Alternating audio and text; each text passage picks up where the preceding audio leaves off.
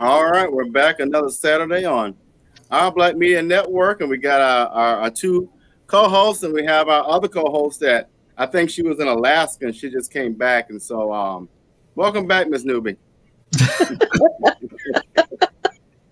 Thank you so much. I don't know How about is that in a Alaska, nice but she world? was. I don't know about Alaska, but she sure was somewhere frozen. They I said was, I she was in was, Germany with Sarah Palin. I unfortunately had COVID, and I was out for a while, and yeah, I'm just now able to really get into the swing of things again. So I'm happy to be back. Good to have Thank you y'all back. for having me.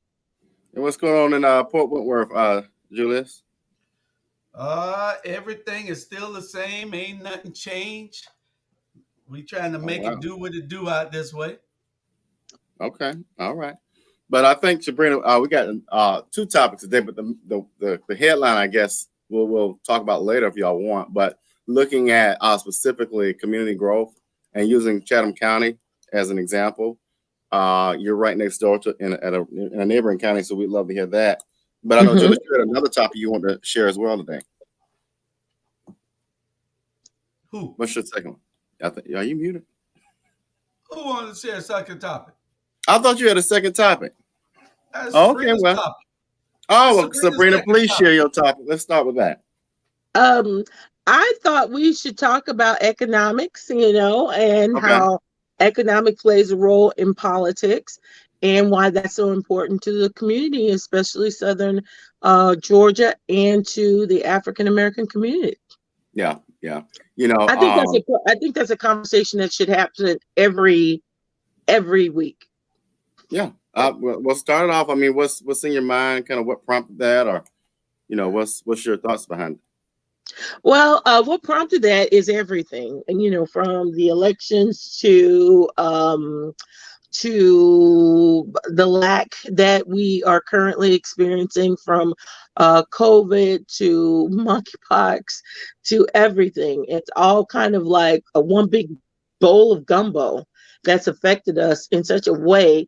But it shouldn't be surprising that these things are affecting us, because before they affected us, we were still in this position, this position of lack. Now, we hear people say, oh, it's about to get worse. It's devastating. It's been devastating. I'm so sorry.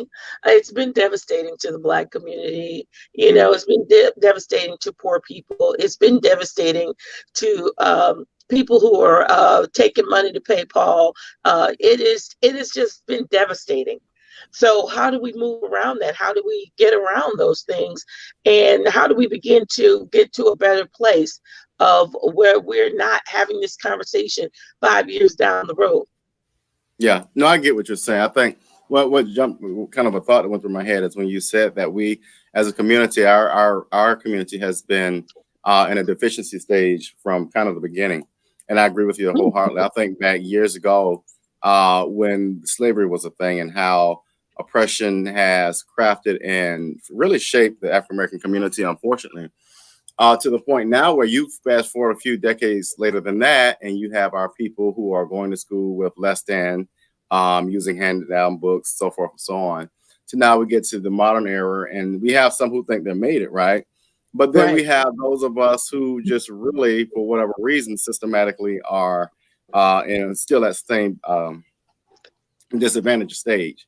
It really intrigues me. One of the things my dad used to do when he would carry communion to the hospitals when I was younger, and he part of his prayer was, God put enough resources for all of us if we only shared. And I don't think that communicates at all communities. I think in our community, we have, from what I've seen in this particular local community, is a very, if I don't have it, you don't need it either. Or if you have something, you must be quote unquote better. You think you're better than number of narratives around it. But yeah, we've got to collectively understand how do we advocate and receive and earn, not earn, we've already earned reparations, but then how do we build a community that's supporting us? Well, Robert, and you mentioned something a minute ago about slavery. We are still in slavery. It's just a mental state that we're in. And we don't understand that it is incumbent upon us as a people to unite. Everybody on this planet is united except the black man. Um, and so until we understand our power, until we understand that we can do things together and make more of something when we unite, then we're going to continue to be in this same condition that we're in. We see everybody in every community, uh, racial community, uh, they pool their money, they pool their resources, they meet and they organize. We don't. These, it's been a plan for a long time, and y'all hear me talk about it all the time, to keep us divided. As long as we're divided, somebody got to be the workers, somebody got to be the slaves, I guess. So they figured, we might as well keep them in that state. And until we realize that we have power, until we realize that once we get together and we unite, um, uh, it's going to be like that for a while. But it's interesting you say that, because when you said that, Julius, I was thinking the African American community or the black community has been the only race of people from my perspective right now that has it's been calculatedly, that's not even a word, but the system of the strategy of dividing was very calculated. Why did it take me that long to think of that phrase? But anyway, but it sounded good. Really. But yeah. So you think back when our ancestors were on the coast of Africa, and you have this guy float over and say, "Hey, I can buy your people," blah blah blah.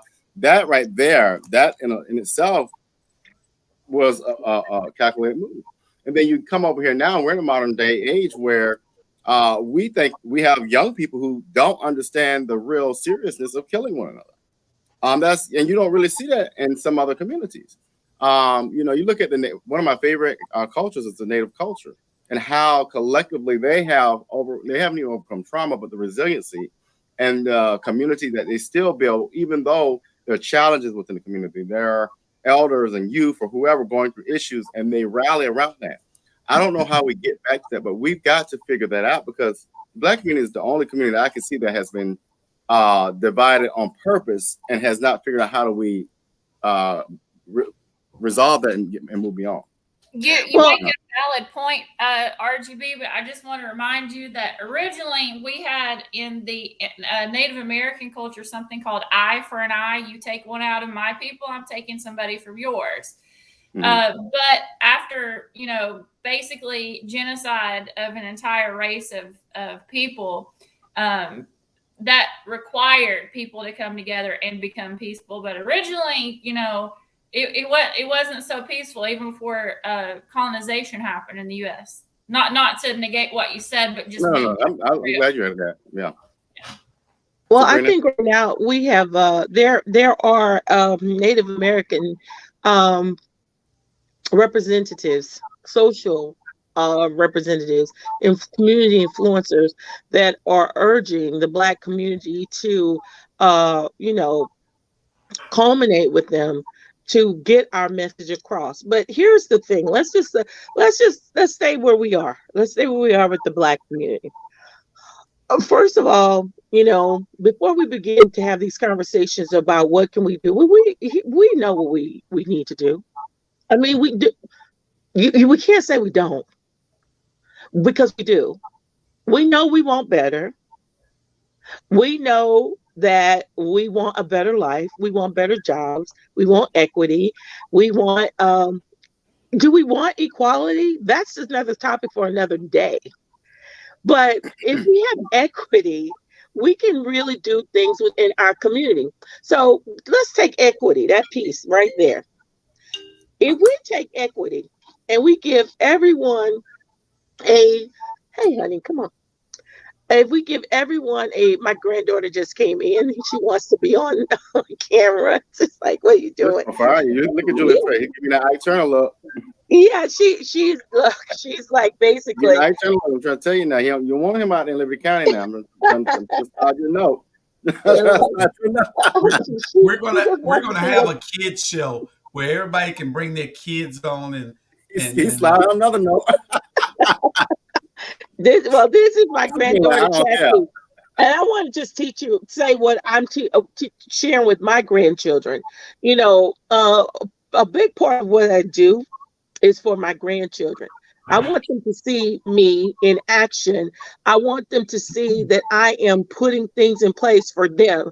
I've already started telling my daughter-in-laws who's going to take my place in different parts of our businesses and what we've created as a family. Because in order to grow, we have to pass these things down, these teachings down to our community, our family.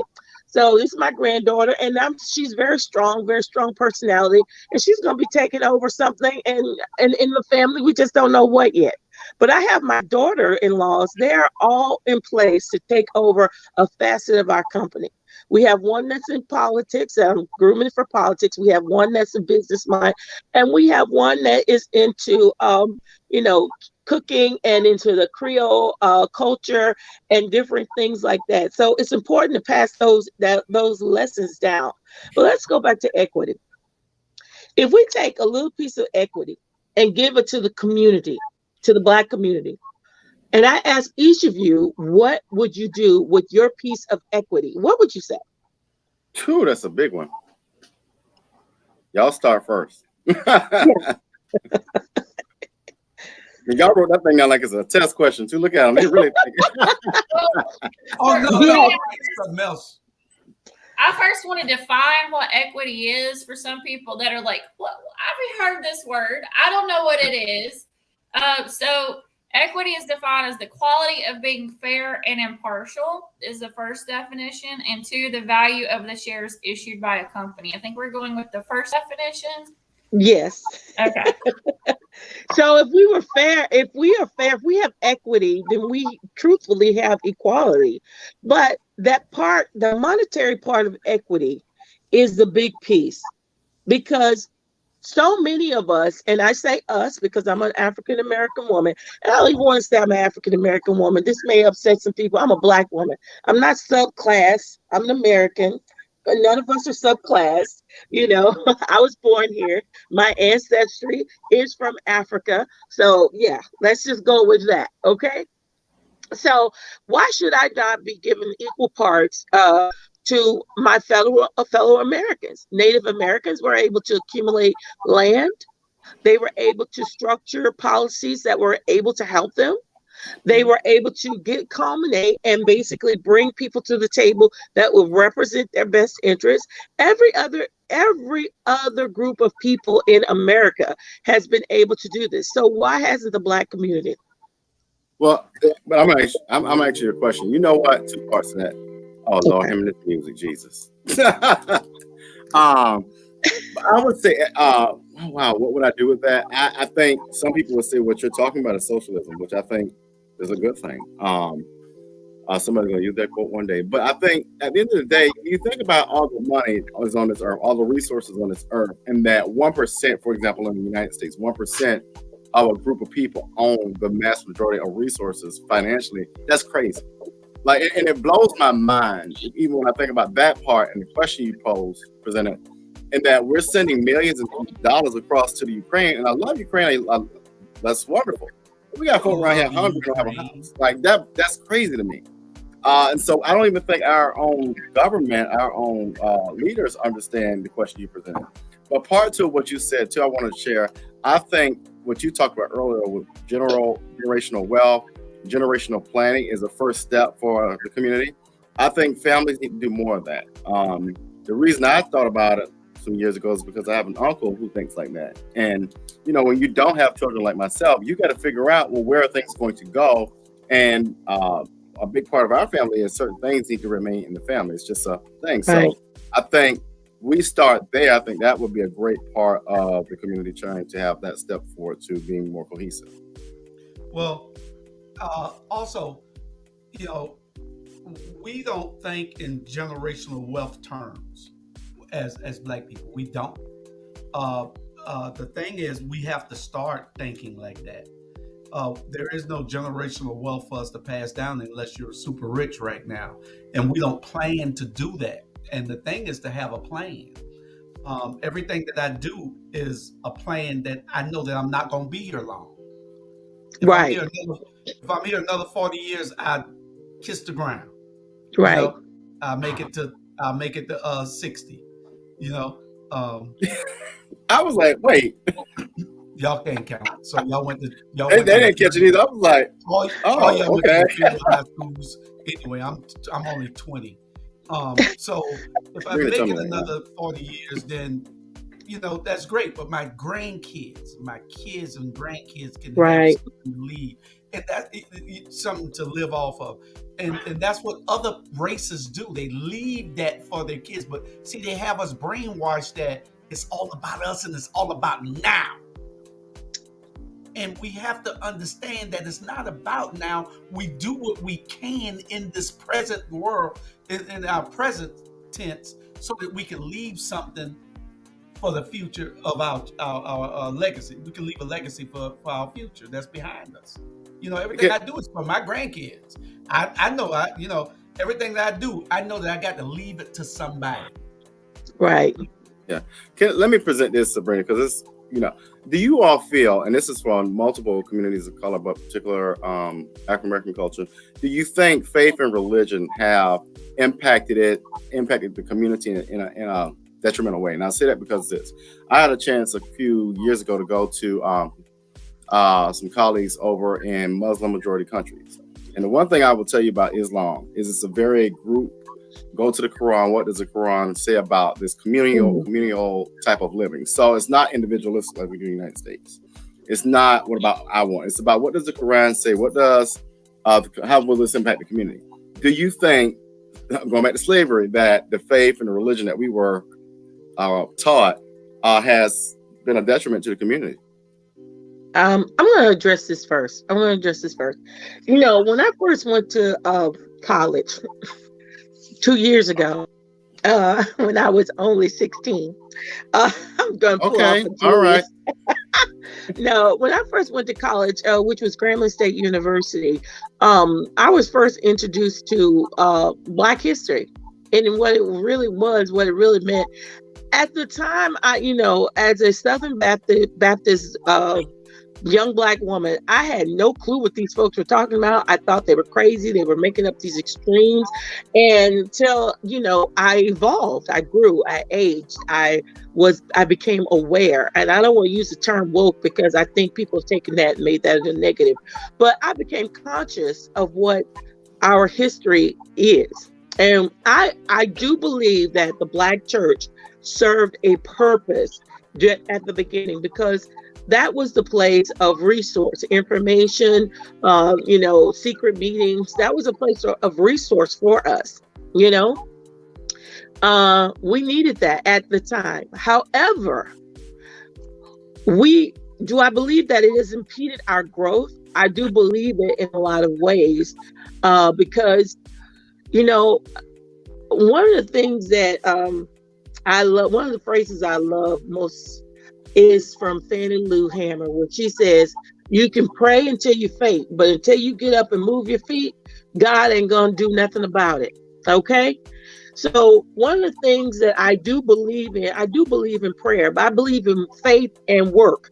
You have to put that faith to work, and you have to get mobile and work. Whereas some people believe that, they'll say, well, just pray about it. I'm sorry, prayer alone is not going to turn that wheel to get us to a better tomorrow. We have to work as a community, and we have to understand that there is a place of understanding where the Black church can still survive and we can still evolve on a consistent basis. And I'm talking about for generations to come. And we can basically incorporate our original faith, spirituality into what we do and what we become, and how we share that with our children, our grandchildren, and how they keep that continuously up, and we can progressively move. But yeah, to answer your question, I do believe that we've been impeded by religion. I won't necessarily say it's the Black church. I will say it's religion. So I want to bring up a point. The term that we use at Clark Atlanta is something that I learned in my urban demography class. Dr. Terry Platt, the professor, are talking about upward mobility. The difference, if we were looking at a case study between LA, Chicago, Atlanta, New York, Miami, and DC, and made that relevant to Georgia, we're looking at and talking about the commerce power and the ability for that generational wealth to transform, creating access points for first, second, third, and fourth generation Americans. In this perspective, you've got Asian Americans that are quickly jumping here, coming in as first and second generation Americans, to be able to attain a higher level of upward mobility, to whereas Black folks are still struggling as fourth, fifth generation Americans to not be able to bridge the equity gap. And so that is a big deal. The other point I want to make is I just watched this phenomenal film called Sweetness in the Belly, and it was talking about the military coups in Ethiopia in the 1970s. Like, we give so much money to Ukraine, but really we should be looking at what countries are being hurt in Africa, and we have exchanges with that we should be giving money to, not just like a white country that, I mean, I hate what's going on over there, but there's real stuff going on in Africa that we can benefit from that exchange, as, you know, supporting countries where we may want to travel. Our generations of kids may want to travel and be able to help them. Anyway, those are just some points. Yeah. Well, I want to speak to that in regards to upward mobility, whereas AKA evolution. One of the things that I know and I have connections with is African kings and business leaders, and we're working with them. But here's the thing. Here's the thing about us as American Black community. When I first had this opportunity, huge opportunity that came about in Ghana, Nigeria, and a couple of other places in Africa, I did reach out to several African Americans and say, I need you to be on this call. There's a lot of opportunity right here, monetary opportunity. And when people understood that you have to have money to make money, they basically bought out. Now, this money wasn't going to me. The money was for you, to the people, for the people who were investing in order to get their return. They wouldn't do it. So when this thing popped, which was the marijuana distribution growth, which had just been passed. Yes, cannabis. I don't want to make anybody afraid, but cannabis. When they legalized cannabis in Ghana in 2021, people aren't keeping up with that type of stuff. But see, I am, because I knew here in Georgia, Black people were limited in getting into the marijuana or marijuana production, the cannabis production, the hemp production. We have been limited. So there was an opportunity, but when I presented the opportunity, the people were like too afraid or too dismissive of the opportunity and didn't take it. They didn't invest in it. So when this opportunity popped and the returns started to come in for those who did take in those opportunities, the first thing that I was asked, because I put pictures on my Facebook to show this is happening, and I'm like, you're never going to have to work another day in your life unless you want to. I got so many questions from people. Why didn't you tell me? I was about to ask you next. But you know what? I could not, and let's logically look at this. I could not individually pick up the phone and call everyone. So I use my social media platform as an avenue of information. So I put it on, not only on the Chambers page, but my personal page. I put it everywhere. And people still did not engage, because you know why? They were afraid to spend the money, or they thought the money was coming to me, or they thought the money was coming to whomever. We have And to stop doing that. well, and let's be Exactly. real. Our community was not trained, taught to invest. Like, I talked with before Alzheimer's, had a lot of conversations with my mother about, when they were younger, her brother, who's a big time real estate person out in Arizona, he told them, we need to do this. They were afraid. This is not something we are used to. This is not something we've seen before. Our parents and grandparents didn't do this, so this is scary. You gotta remember, our communities have limited resources. So you want me to put a chunk of my money that I don't know about, and I ain't never invested for. I don't know about this investment thing. You see what I'm saying? So even me, I'm a high risk taker with finances. So for me, it's like, let's do it. I hear what you're saying, but like, we can't keep talking about what didn't happen and start looking about, okay, where are we gonna, as Dolly Parton says, poop or get off the toilet. Like, let's move forward and see how we can go forward and quit looking backwards why we didn't do it.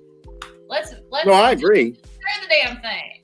No, I agree with you. It's like voting. We've got to educate people on the why and how does it impact you. I agree with you though. And here's another thing too, and I agree with Carrie. One,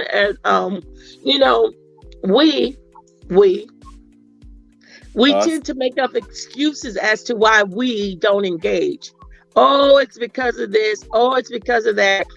I don't, I sit down. We all have access points to dig a little bit deeper into what is true, what is not true, what is a rumor, what is just something that's made up. People tend to want to not do that. I do that. I do my research. Because I don't want to be held personally responsible for you giving me your last $5 when that's all you had. So before I put out any information, I am going to make sure that I've done my due diligence and everything has come out to be a real opportunity. One of the things we have to stop doing is basically looking for the next entity to come about to give us another new opportunity. We haven't vetted these entities. We don't know if these entities are real. We don't know why. How did you become this entity? We don't do any background. Show me what you have established for yourself as the head of this money-making entity. So I can invest in it too. We have to know what is real and what is fake. And this is how we get caught up in these, what do they call it? Ponzi schemes. But Sabrina, yes. I agree with you to some degree, but we also have to understand that we have to take those risks. I have a quote here on my wall that says an entrepreneur. An entrepreneur is a person who risks their own money for freedom rather than exchanging their freedom for money. Mm-hmm. Okay, so in saying this, we have to say, there is no head guy that we gonna mistrust. We should make our own organizations, pool our own monies, and do those things that are necessary to build our communities and to build generational wealth. We have certain vehicles here. We have vehicles set up to do that, but we are not utilizing them. We have people in positions to get these things done, but we're not utilizing them. Ivory Bay is a great example. Right now, exactly. Ivory Bay is some thought instead of putting it in motion. No, Ivory Bay is actually a partner with me on things that they just don't talk about. But let me say this. Hold on, let me finish. Go ahead. I am an Ivory Bay fan. Right. I love Ivory Bay and the concept of what it is supposed to be doing. But for 4 years, Ivory Bay has done nothing. Don't tell me Ivory Bay is doing anything. I love Ivory Bay. I love the person who brought Ivory Bay up and the person who's running it now. But without action, it's like they're praying without working. It got to be some work done. Ivory Bay is a vehicle that we all can use to get some generational wealth and to build things within our own community. But we got to stop just talking about it. So let me ask you this. What other entity do you know of that equates to an Ivory Bay that is doing stuff and getting stuff done? None. Not in the Because Black we community. don't want to move. There is That no is not movement. true. That is Okay. not true. Okay, That is okay, not what? true. That low country, the minority chamber of commerce. That exactly. Because let me Hey, I asked you explain. for a $50,000 loan. I ain't got yet. Hey, you did not do the paperwork. Now You the want truth me to comes do the out, right? paperwork. Look, when you want me to do your work, that means you really don't want it. But let me explain to you.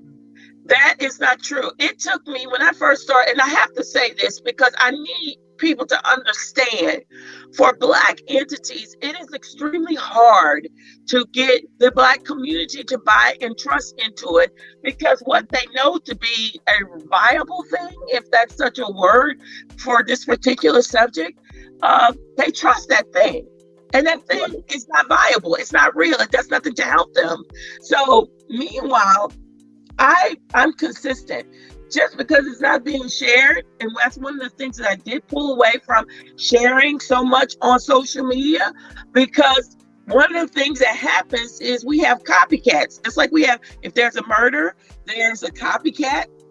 If there is a people want to take, they want to take responsibility for something they don't know anything about, and they want to create, and then they give us false hope. So when that fails, we get down in our dumps and we don't want to try again.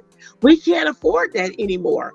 So particularly, there are things that need to be done, but we have to trust one another. I do believe in I do believe in investing. I believe in smart investments, and there's a thing called dumb investments. And if you're just throwing your money against the wall just to see if it sticks and it keeps falling off the wall, that's a dumb investment. Okay, let me ask you something then. Let's say we had this entity. Let's say that the name is Ivory Bay. Okay. And we put in this 20 of us, and we put $2,000 each in it, and so we got $40,000. That's movement. So let's go buy this house right here and start renovating it. That's movement. We're not doing nothing. We're doing nothing but talking. We're giving people ideas without putting it in order. This is every day in our community. So when are y'all gonna have to sit down? Every day in our community. But you know, when I are y'all agree gonna with sit down and have the conversation? Don't start you today now. The show be over. You're gonna get us put out. But no, Sabrina, but what y'all talking about, we're going to shift real quick and add this other element of the week, and that's looking at community growth. What you all are talking about is, generational growth or community growth, and how do we, and we're going to use Chatham County, we can pull in Liberty County, Bryan County. How do we leverage that? I mean, and I'll use Chatham, for example. Savannah is the flagship city. We'll just use that term. Right. Savannah is the municipality that has the identity that is Chatham County. But then you have Vernon, you have Port Wentworth, you have Pooler, Garden City. And, one of the things that's interesting to me, I think when I was running, somebody said, well, what's the identity of each city? And I was like, huh? But, Savannah, I guess, is the tourist city, the vacation place. Pooler is like the Sandy Springs, I guess. Garden City is industrial. But, Port Wentworth, what would y'all say is the identity for Port Wentworth? I mean, it's up and coming, and it's finally we're getting people in there that's going to lead it right. But what is that identity out there? It would probably have to be the industrial city, because we're building things to help everything else move. They can't move without it being the right infrastructure for moving these trucks. We got 40 ships sitting out in the ocean right now, 40, waiting to be unloaded. Wow. Where are they going to put all that stuff at? Some people are scared of growth, but growth is sometimes painful for a little while. But because, we still worry just about us. And I ain't just talking about Black people. I'm talking about everybody in these outlying cities. They're worried only about them. They're not worried about the conditions of their children and their grandchildren later on. They're only worried about the inconvenience that's causing. You know, I think this is the interconnectivity of the region. If we were going to think about it from a scientific viewpoint, based on what we can observe, that people are migrating. Whether we talk about the individual identity of each city, the region, if we were going to put that into the metropolitan statistical area, like the census, the area would be Savannah, Chatham, scientifically. But we know that Fort Wentworth is experiencing what we would consider to be smart growth, because they're very cognizant and focused on how to develop that and to do that. While in Savannah, it's kind of like chaotic, and people are moving because they're being displaced from their homes, moving to places like Garden City, the Savannah South Side, and into Fort Wentworth, where there's population growth, which has anything to do with the schools. And we have to think about infrastructure and the flow of where do people go and how to get them amenities, which is where to shop, those shopping centers. So we are all interconnected, while they may have what we call in urban planning, urban centers. So this would be a multi-nuclei or multiple concentric zones in each city.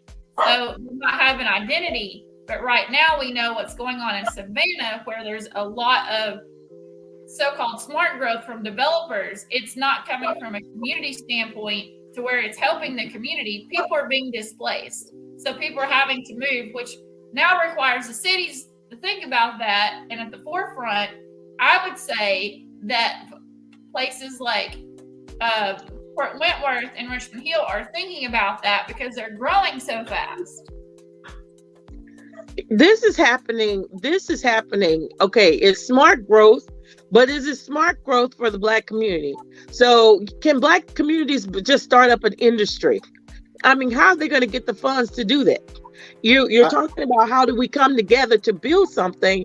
We don't have that unity to do that. And what happens in one county in this district, I have been preaching this forever, it's a trickle-down effect. It's happening in all of southern Georgia. People see, just like Atlanta influences all of Georgia, Savannah is influencing the coast. And these people who sit in positions of authority, they see what's happening. They see what's happening in Bryan County. Bryan County was just land. Now they're about to get this huge facility, and there are other facilities that's coming into place. So down the road, away from Savannah, we have people that are like, well, we can do that too. But at the same time, these are people who are controlling the dollars. So does that make sense? No, it doesn't. Not to us, because the question comes back to the Black community. What are we going to do to be able to tap into what's happening? Sabrina, one of the things right.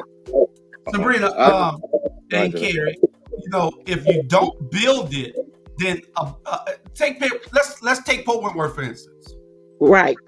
If you don't build in Port Wentworth, what Black company can survive in Port Wentworth?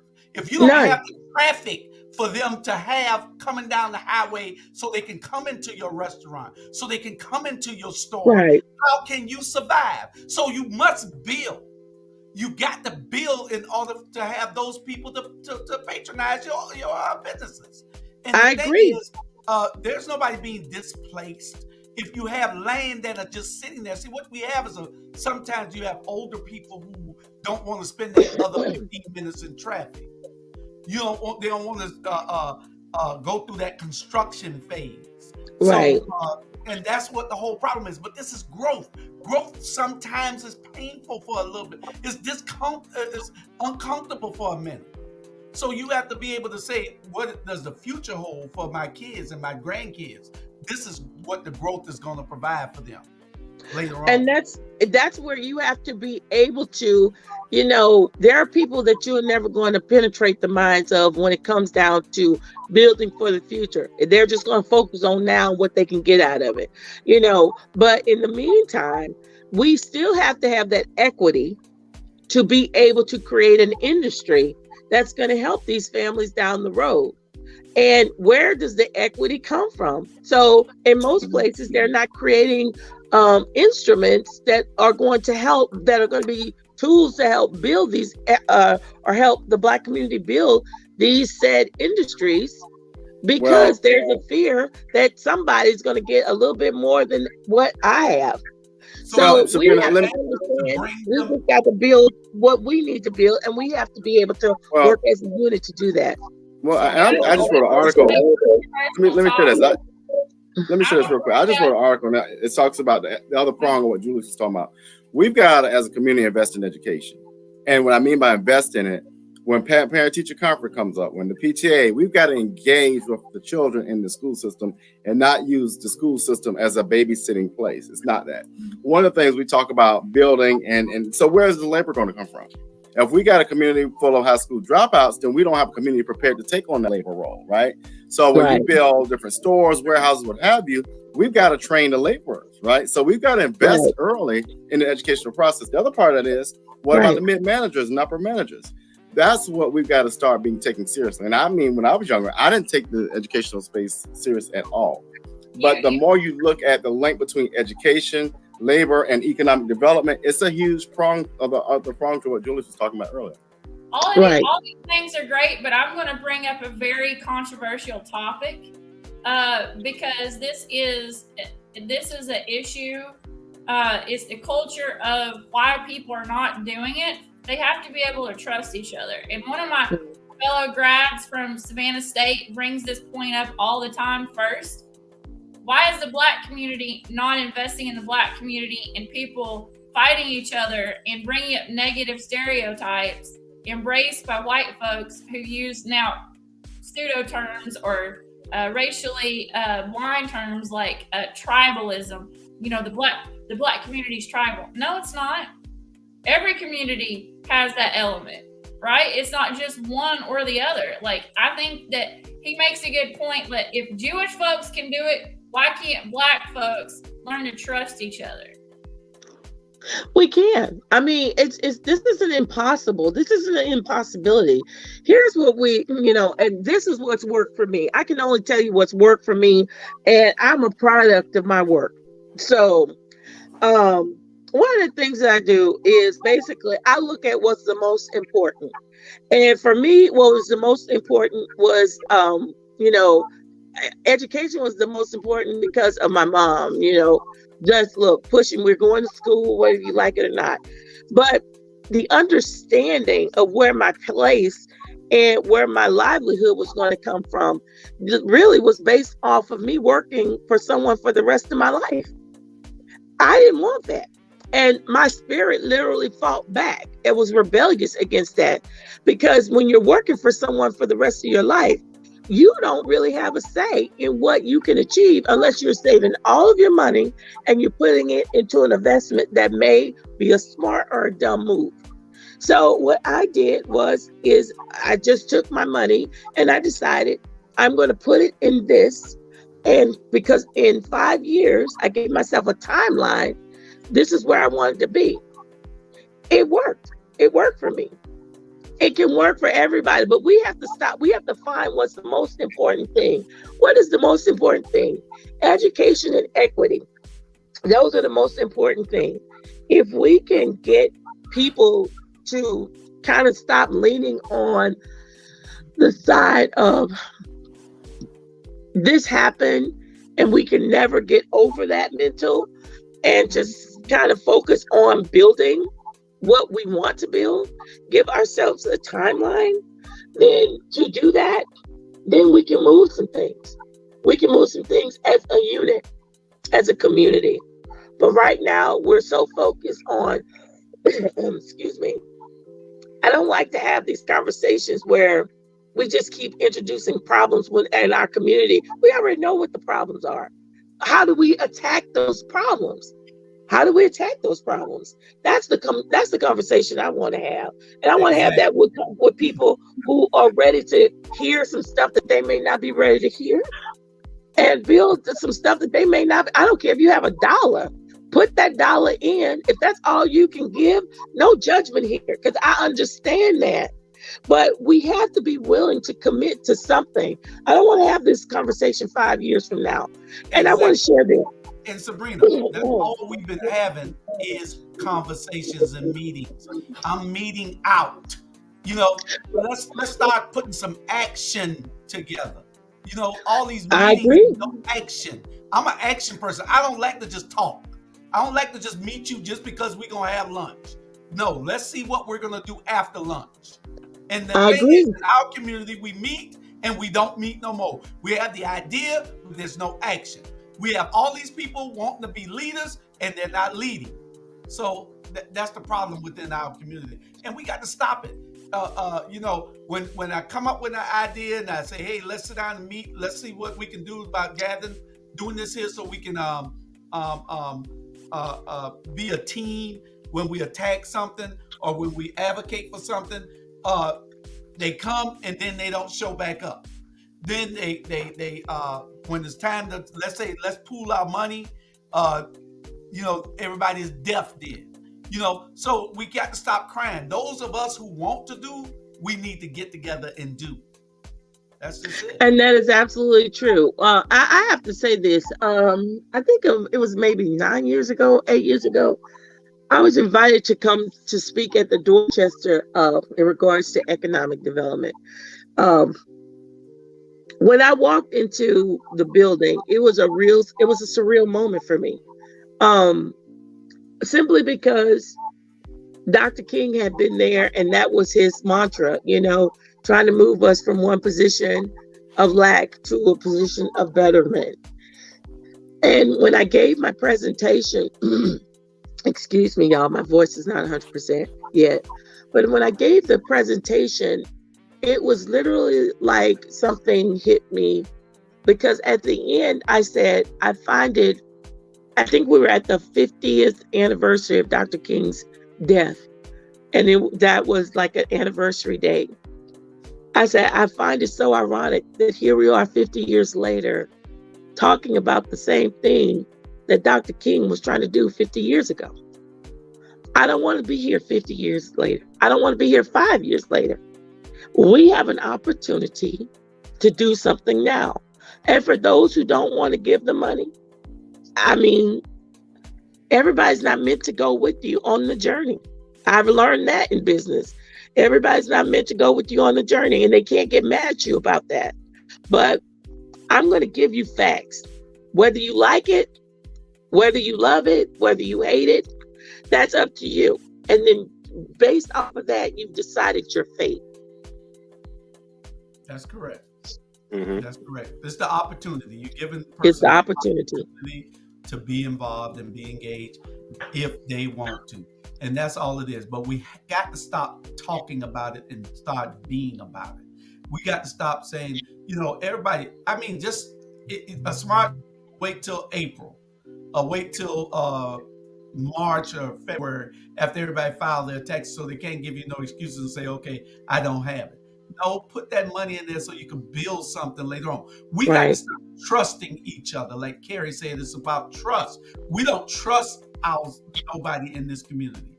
And we go by what used to happen, how somebody ran off with the money. But now you have people that you can put in these positions that you can trust, that can say, okay, we're going to do something with this money. We're going to build. It's a lot of people out there looking for these opportunities. We can help build companies within our own communities. We just don't, because we'd rather give our money to somewhere else. Just like here in Pope's we have to go to get a tire change, to go to a bank, to go to sit down and eat. We got to go to Savannah, Pula, Rankin. We don't have any of those things here. We don't have a post office. We don't have a bank. We don't have nothing here. In a city of 15,000 people, you don't have it because there was no planning from 10 years ago. There was no planning from 20 years ago. There was no 20-year plan to put all this in place because you had some dummies running the place. That's what they are. That's what they were. Some dummies. Nice. Now you got people in who are thinking, and now when they're trying to build, you got the people who are used to always being in 1940 still trying to keep the place in 1940. We can't grow and keep our money here, especially when you got a police department that's up on the highway with a speed trap, trapping everybody that comes down the street. Those people are never going to want to stop ever again and spend their money. So let's bring it back to you got to have, hold on, you got to have leadership. Sabrina, we got 2 minutes now. City manager, this. It's about leadership that's going to tell the police chief this. This is what you will do. This is what you will not do. And this is why we elect those people to serve. You know, but it goes all. I think it comes down to this. There is black wealth in Atlanta. There's black wealth all over this country, and we need to quit thinking that you just need a government loan. Sabrina, I hear her name everywhere. And she's trying to connect. Listen, you got money. Connecting people. She just said there's opportunity.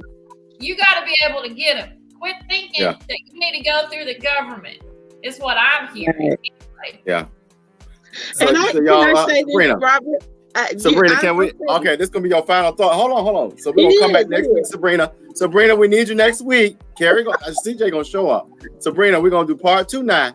Y'all see it. The viewers will come to your house. I'm gonna put your address out in a minute. They'll come to your house if you don't show up next week. Part 2 of this great conversation.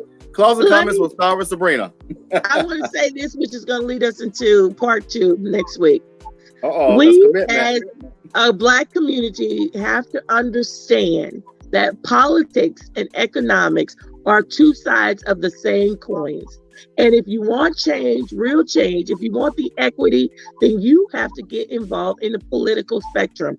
That means you have to get out and vote. And we'll talk more about that on next week, what that means for and what that looks like for the Black community. Okay. CJ? I just want to say, like, if you're trying, don't try, do. Like, if you have an idea, do not be afraid to go into business. One of the things that I think is awesome that I am seeing, not just in LA, but is happening in Atlanta, is that young people are buying houses together because they can't afford studios. And you know what they're doing in these houses? And these are young Black professionals who range from like 15 to whatever, like young people who are owning mansions together, making tons of money, and they're doing it from their home. They're supporting each other in their own cooperative. Y'all can do that here in Savannah. Like, there is no reason that you can't put your resources together to do it and not be afraid to like step out. The only way that you can win is by doing, just like Julia said. All right, Julius, go ahead. Final comments, and we're gonna close out. Okay. Well, my thing is a challenge to the community. I challenge the community to stop talking and let's start working. There's a lot of talk always. Everybody's always talking. We have to start working. We have to start putting our money where our mouth is. If we're gonna do something, let's do it. Let's not meet this month, then talk about let's meet a month later. And a month later, you got people that's not wanting to be involved anymore. You got people that's gonna not come to the meeting. No, you meet until you get it done. You meet until you get it done. We got so much that we can do with all these organizations, and Ivory Bay being one. Ivory Bay needs to get up off the butt and let's work. We got to stop worrying about waiting on somebody to give Ivory Bay something. We are our own army. We are who we are looking for. We are Ivory Bay. We could put the money in Ivory Bay, but you're not asking for it. Jay-Z, you got money, go to their foundation and get it. You don't have the apparatus built in it to accept the money. All these things got to be done. It's been too long. We got to get moving. That's what I got. All right. So we got Sabrina, we got CJ, and Julius next week. I think this is a great conversation. It really is enlightening and just really prompts a lot of thoughts. But I appreciate y'all being on today. Part 2, as Ivan said, to be stay tuned. But I also want to close with this, and this is one of the reasons why I absolutely love the work that Alderwoman Keisha Gibson Carter is doing. This is my final comment, is because she does the Kwanzaa crawl every December. And I love it because the core of what she's doing is cooperative economics, right? And so I just want to give her a shout out as we close out, because I think from a leadership perspective, that's not typically a role we see city council people doing. But one thing I love about her and her two colleagues, Blakely and Bernetta, is that they think outside the box. and they think about community growth, not just about I'm an alder person. They really think about community growth. So shout out to them. And we're going to close out. We'll see y'all next Saturday, same time, same channel. Y'all take care.